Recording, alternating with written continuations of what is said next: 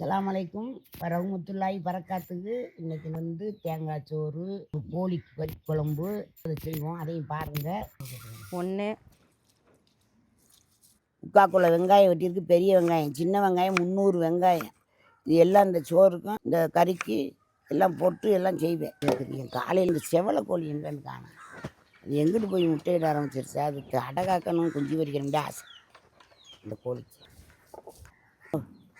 பாலை ஊற்றுறேன் பாருங்க. இதான் முதப்பால் ஊற்றுறேன். அரிசியை எடுத்து போட்டுறேம்மா. பிஸ்மில்லாஹ் போடு போடு போடு.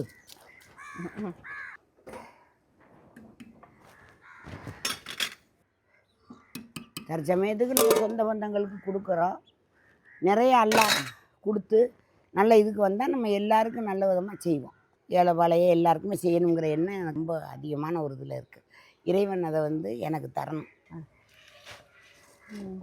இந்த தேங்காய் வாசம் அப்படி அடிக்குது. வாசத்தை பாருங்கள், சூப்பராக இருக்குது.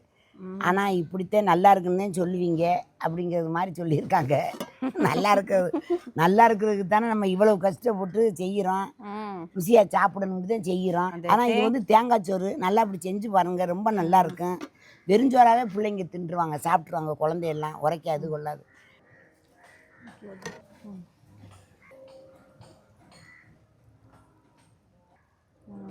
போதும். அஸ்ஸலாமு அலைக்கும்.